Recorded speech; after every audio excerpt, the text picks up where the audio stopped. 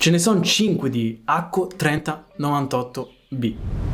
Neon, Black e Gold, Ocean Star con interruttori gelli, la 9009 Retro con switch Radiant Red, Lavender Purple, Vintage White e infine la Prunus, la Nessiana, che oltre ai gelli permette di avere gli interruttori Mute Red e Ace RGB. Ho optato per quest'ultima più che altro per il nome figo e la colorazione più diversa rispetto a quelle che vi ho mostrato finora, alla Hello Kitty. Attenzione però, la disponibilità degli switch varia, nel senso che io l'ho ottenuta con dei Lavender. C'era anche in vintage come opzione, quindi se desiderate avere determinati interruttori, ogni tanto passate nell'inserzione che vi lascio in descrizione e vedete se la vostra configurazione è ordinabile. Innanzitutto, grazie a Epomaker che mette a disposizione non solo le sue tastiere, ma anche quelle di altri marchi. La ringrazio anche per la costante collaborazione che ho ormai da mesi. Tutto questo funziona anche grazie a voi, per il vostro supporto che continuate a dare.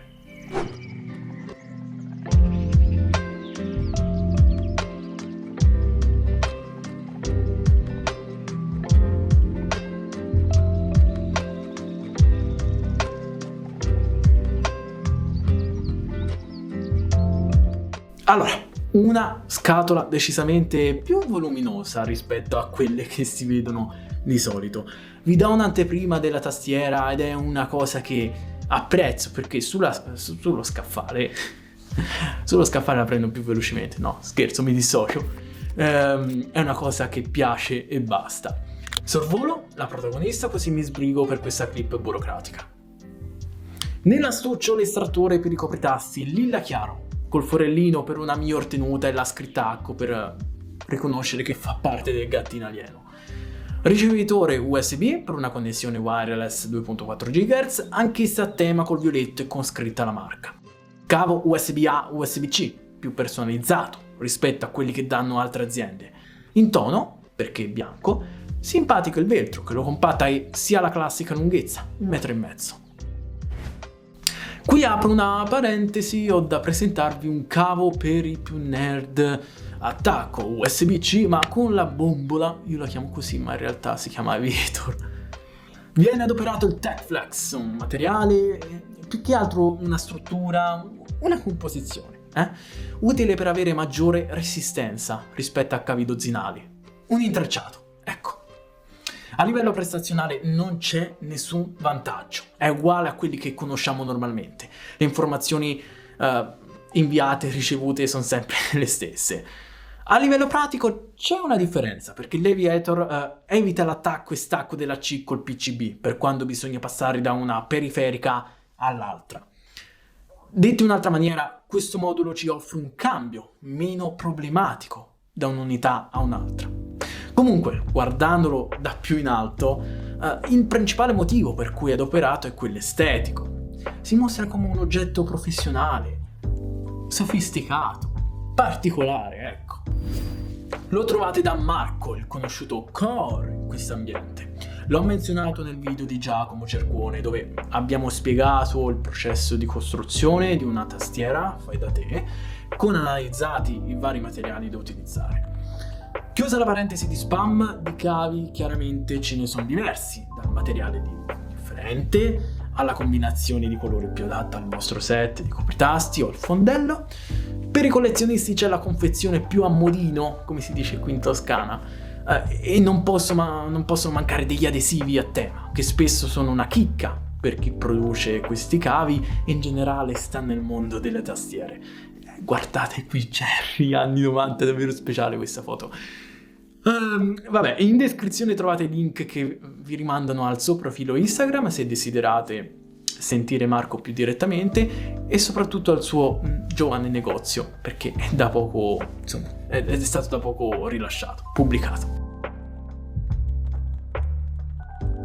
Meno male che ci sono i copritasti di riserva, c'è da dire qualcosa in più su questi, perciò li rimandiamo a dopo, Per ultimo, dateci un occhio così sarete più contenti quando lo utilizzerete. Il libretto delle informazioni in cinese e in inglese, nel quale ci trovate le informazioni principali, specifiche tecniche, scorciatoie da tastiera, illuminazione RGB. Non vi preoccupate se l'inglese non è la vostra lingua più coccolosa, ci sono scritte sempre le solite parole, con tanto di figure. Sappiate che in questo divertimento l'italiano non lo vedrete mai, non è per niente cagato. Formato 90% tra i 94 e i 98 tasti, in questo caso l'ultima opzione. Il 100% generalmente ha tra i 104 e i 108 tasti, quindi qui se ne sacrifica qualcuno, ma di poca rilevanza. Le parti principali naturalmente ci sono: i tasti funzione, le frecce direzionali, il tastierino numerico, e il 90% è decisamente una particolarità. La modalità di scrittura è la QWERTY, anzi, nelle meccaniche si ha prevalentemente questa. Come ho fatto intendere prima col libretto, questo mercato è generico e universale. Scordatevi dediche per i singoli stati, quindi il formato ISO e T non è considerato. Vabbè, tranne alcuni casi rari, però rifletteteci. Chiaramente questi marchi non vanno a ricoprire piccoli commerci come il nostro, parlando sempre di tastiere meccaniche, Capite che sono prodotti di nicchia.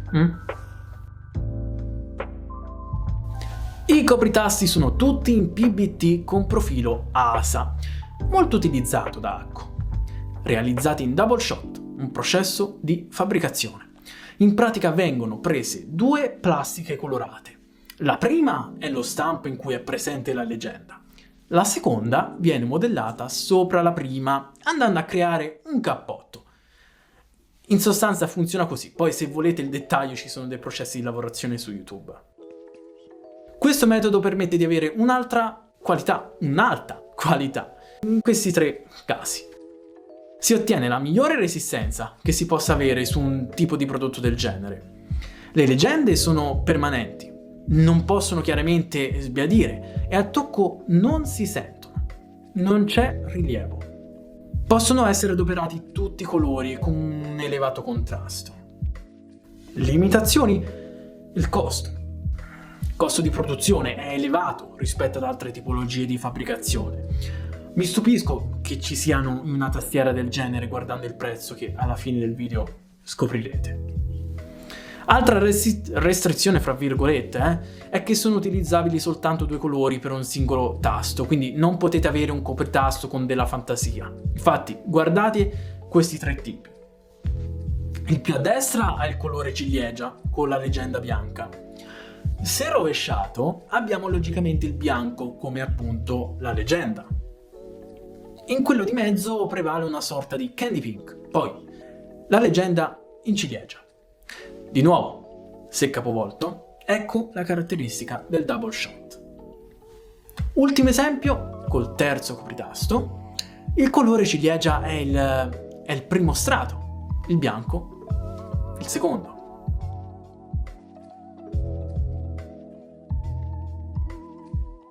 Riguardo quelli dati in aggiunta, sono in totale 20, tutti in ciliegia.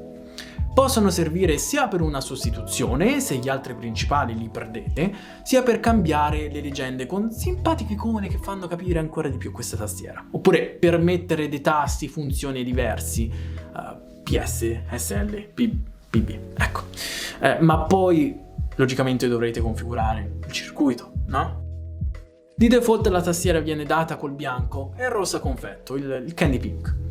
Personalmente la terza tonalità la aggiungerei. Guardando la pagina di Acco, giusto per pura curiosità, questa sarebbe la foto di riferimento per i colori selezionati. Ricapitolando, i tasti, o meglio, i copritasti in PBT double shot sono i migliori. Al tocco è come se sentite del gesso, ecco. Non in maniera, insomma, molto, ma in maniera leggera. Ed è una sensazione bellissima, la sensazione più bella che abbia mai provato finora, toccando appunto dei copritasti.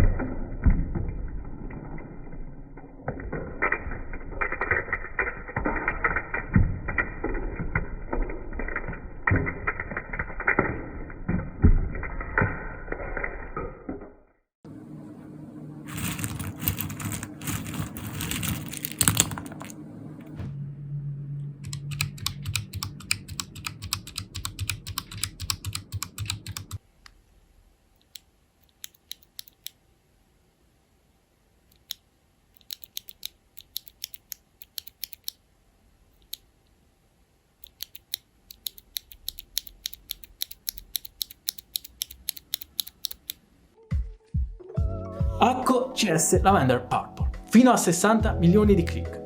Che differenza c'è con gli altri disponibili, quelli citati a inizio video? Ho creato questa tabella così avete tutte le caratteristiche tecniche che vi servono per capirli. Io vi dico solo che sono dei tattili. Agli appassionati non piacciono molto, preferiscono spesso i lineari. Anche di questo ne abbiamo parlato nel video di 4 log. In sostanza, con il tattile è come se aveste la sensazione che nel mezzo della pressione, cioè tra l'inizio e la fine di essa, ci sia un gradino. Per dare un dettaglio, questo gradino lo si può avere più a inizio pressione che alla fine, o viceversa, dipende da come è strutturato un interruttore. In questo caso mi pare che si senta più all'inizio, però non vorrei sbagliare. Se desiderate esplorare altre switch Acco, questo Lavender Purple si differenzia per la molla che è di estensione anziché progressiva come i Matcha, non so come si dicano, Matcha Green, Rose Red e Ocean Blue. Lavender Purple fa parte della serie CS, ovvero Custom Switch, che già dal nome comprendete la caratteristica. Ogni modifica apportata crea un'esperienza di digitazione distinta. È più personalizzabile, insomma. 38.2 cm, 13.4, 4 cm. Pesa 1,1 kg. La cornice, la scocca, la custodia, chiamatela come volete, è in plastica e se non erro, andando più nel particolare, è in policarbonato perché è molto resistente e mi ricorda il vecchio Nokia Lumia. Con questa dimensione e pesantezza è poco praticabile portarla in giro, a differenza di altre tastiere che vi ho mostrato, insomma, nel tempo. Sono presenti piedini con 2 appoggi. Il PCB, in questo caso meglio dire il controller, ha come tecnologia la N-Key Rollover. Significa che ogni tasto viene scansionato in modo completamente indipendente dall'hardware, in modo che ogni pressione abbia un input separato da altre pressioni di altri tasti. Mi spiego meglio. Se pigio FC mi vengono scritti entrambi i caratteri. In teoria questo permette una scrittura più veloce e migliori sessioni di gioco, dove magari il tizio per azionare diverse azioni, per esempio sparare e allo stesso tempo tirare una granata, deve premere un buon numero di tasti nello stesso tempo. Qui N vale 8 perché ho premuto 8 tasti contemporaneamente e si sono azionati tutti. Altre cose, il circuito stampato supporta i 5 pin, ricordo che i Lavender sono a 3 pin. Orientamento a nord per i LED SMD.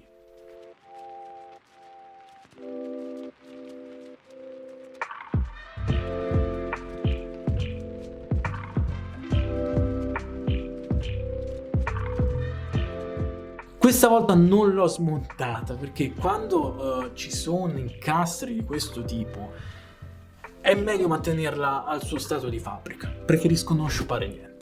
Sappiate solo che all'interno ci trovate una schiuma da 3.5 mm per attenuare un po' di suono e un foglio in silicone nella parte più bassa, sempre principalmente per questioni di acustica. Da quello che ho detto prima avete capito che ci sono 2 connessioni, ovvero la cablata e la wireless. Ce n'è una terza, la Bluetooth. La combinazione dei tasti permette il passaggio fra le 3 modalità di connessione. Dovete stare anche in sincronia con lo spostare la levetta che sta nel retro della tastiera.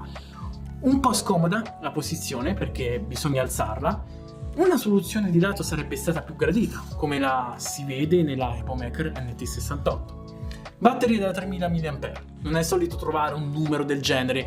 Molte volte queste tastiere le vediamo sui 2000, 2500 e questa vi dura molto e naturalmente si scarica più in fretta con l'illuminazione attiva. Non posso dare un tempo preciso perché va tutto in base all'utilizzo che ne fate.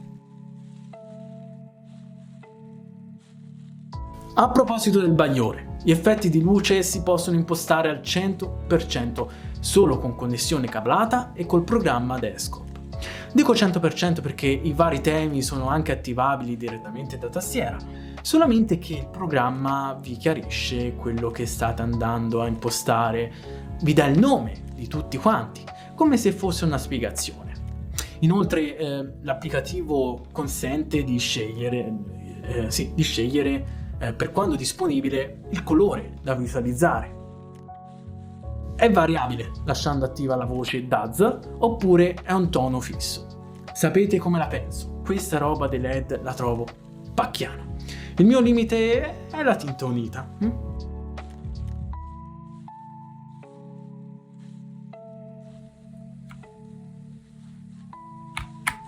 Inoltre, dei copritasti di questo genere possono falsare il colore. Per questo caso sarebbe meglio sostituirli con dei trasparenti. Queste sono le indicazioni per agire direttamente da tastiera. Col programma si può fare altro. In primis configurarsi dei profili, i layer, che arrivano a 4. Per ogni pulsante ci si crea una scorciatoia. Non possono mancare poi le macro. C'è proprio una sezione dedicata. Si può aggiornare il firmware del circuito e non è una funzione scontata, Se qualcosa è andato storto, poi c'è anche la formattazione. Potete sfruttare il programma anche per qualche altro modello, non tutti quelli di Acco, perché è difficile che venga fatto un unico software, però per ogni modello non state a installare un programma diverso. Ecco, ho visto in alcuni marchi che su 30 modelli che avevano 30 erano i programmi. Mamma mia!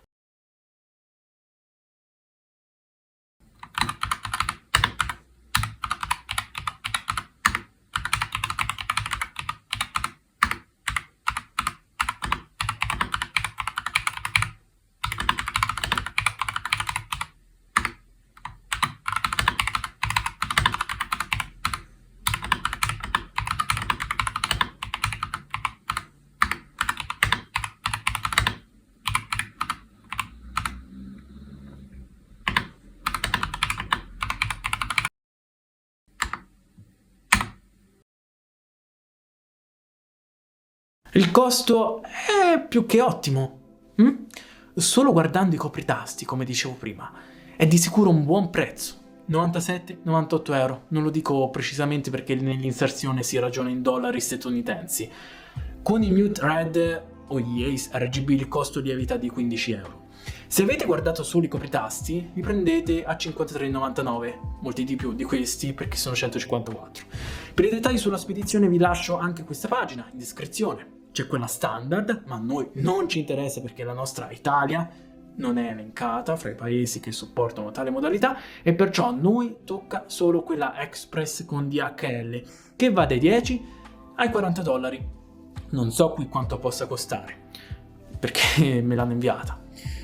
Per quest'ultima 500 euro diventa gratuita la spedizione, però sono escluse eventuali tasse di importazione che vi saranno specificate dal corriere.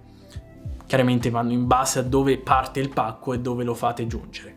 Considerate che Apple Mac è presente anche su Amazon Italia, c'è la spedizione Prime, ma solo alcuni modelli sono disponibili.